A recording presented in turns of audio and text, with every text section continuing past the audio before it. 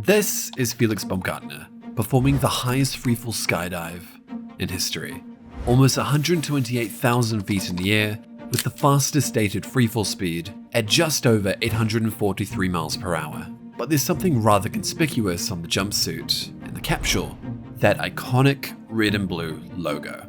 If you see any extreme sport or stunt, the energy drink giant Red Bull is always present, spearheading the most insane feats of human capability.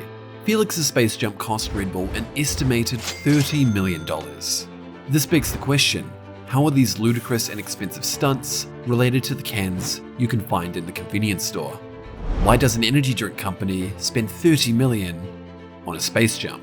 This is Red Bull's secret. Red Bull has been growing consistently, doubling their revenue between 2011 and 2021. In 2022, Red Bull sold over 11.5 billion cans, and that's up 20% over the previous year. In the same year, their market share was estimated to be 42% of the energy drink industry. That means almost half of all cans sold are from Red Bull. That's some staggering growth in revenue, but it doesn't all come from quantity. A typical can of Red Bull in the United States will usually cost $2 to $3. By comparison, a can of their biggest competitor, Monster Energy, is usually a similar price, but is almost twice the size. That's a massive difference in price. This is because Red Bull are unique. They position themselves as a premium brand, offering a high-quality experience for customers with a higher income. You'll often find Red Bull with their own dedicated shelving and fridge, set apart from the rest of the product offerings. But the catch is, they don't actually produce any cans whatsoever. Unlike most industry players, Red Bull outsources 100% of their manufacturing to an Austrian bottling company. So if they don't make their own drinks, what does Red Bull actually do? Outsourcing their product allows Red Bull to focus on their core business, marketing. The company reinvests an estimated 30% of their revenue into marketing. For comparison, Coca-Cola spends just over 9% and Pepsi 6.5%. That's a staggering amount. But where is all this money going? You don't see that many standard advertisements for Red Bull, and there's a good reason for that. Advertising in the food and beverage industry is expensive and cutthroat, with thousands of brands competing for the same channels, retail positioning, and more often than not, the same customers. This can make standing out an expensive struggle, and more often than not, brands are drowned out in the ocean of competitors. To avoid being drowned out in the sea of products, Red Bull performs a different kind of advertising. The energy drink giant is involved in all kinds of publicity stunts and extreme sports, including motocross, snowboarding, cliff jumping, and Formula One, to list a few. Event and sports sponsorship is quite common for the energy drink industry, and most big food and beverage brands sponsor multiple teams. But Red Bull is different. They're present everywhere. Surfing, kayaking, rallying, breakdancing, mountain biking, extreme stunts, and they even have their own music record company. No other company has such a wide sponsorship spread like Red Bull. The brand isn't just a passive sponsor of these activities and teams either. Red Bull goes above and beyond the competition. They're a coordinator, an investor, a media producer, and quite often, an owner. In 2004, the company purchased a Formula One circuit in Austria that was set to close. 7 years and £500 million later, the Red Bull Ring was opened and was ready to host their F1 championship. Their own Formula One team has won there 4 times since. In 2005, Red Bull purchased the football club SV Austria Salzburg and then renamed it Red Bull Salzburg. Since then, the company has bought 3 additional football teams in Germany, Brazil, and the USA. In 2012, the energy drink giant launched their own music festival in Hungary called the Red Bull Pilswacker, and has been running annually ever since. The list of remarkable, expensive, and unbelievable examples goes on and on. The company even has its own dedicated media and distribution network called the Red Bull Media House, further illustrating the point that they're a marketing company first and foremost. Every year, Red Bull spends billions in these sponsorships and publicity stunts, and are more involved in sport than any other player in the industry. So why? Surely this is just lucrative spending with no return. Quite the opposite, actually. Experts estimate that the cost of Felix's legendary space jump was $30 million, although some say it's more than twice that at $65 million. What we do know for sure though, was that this marketing stunt made history. It was watched live by over 52 million viewers on television networks and on YouTube. The stunt generated over 800,000 pieces of positive content, made the front page of Reddit twice, and gained Red Bull 2 million new subscribers on YouTube. It's estimated that the campaign led to a sales increase of $500 million in the following 6 months. We can see the same effect from many of Red Bull's other publicity stunts.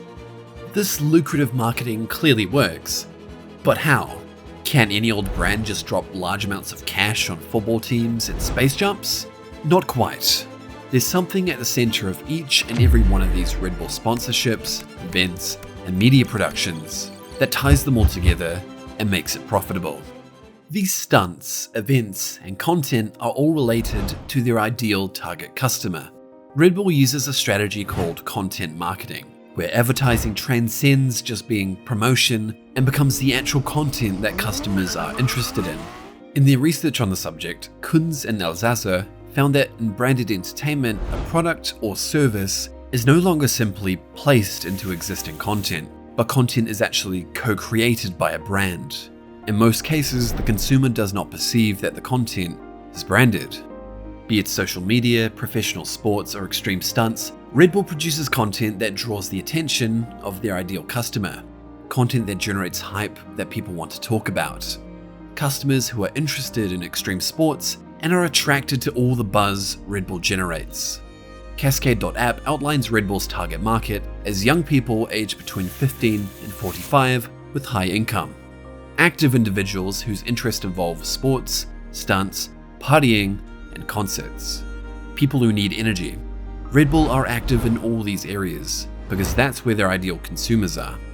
In their study of unconventional marketing, Chion and Scorsese found that brands who create experiences and sensations that involve the consumers creates strong brand loyalty, which is exactly what Red Bull is going for.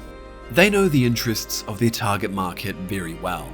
So well, in fact, that they're able to show up and stand out as the most prominent brand in all these areas, and produce material like a constant feed of unique professional YouTube content and live events, all with their target customer in mind. Successful marketing doesn't promote a product or feature, it promotes a lifestyle. Red Bull don't focus on their product at all, but they connect their brand with extreme feats of athleticism and excellency. So the connotations their customers associate with this content, they also by default associate with Red Bull. This is beyond simple promotion and brand awareness. It's about brand reputation and brand loyalty. We don't believe in traditional marketing. We don't do big television commercials. We've never done that, says Maya, chief executive of Red Bull Media Network. We believe that we can activate through events and great content, and that's where we'd rather spend our money. Red Bull don't promote an energy drink. They promote a lifestyle of excellency and excitement, things their customers are all about. To quote Cascade.app, Red Bull is the extreme athlete of marketing, literally and figuratively. For over 20 years, they've been at the forefront of the energy drink industry and have paved the way for other companies behind them. But the game is changing. Health and safety concerns about energy drinks have been rising over the last decade, with an increase of studies and research being published about the effects. Some countries are even restricting their sale to young people altogether.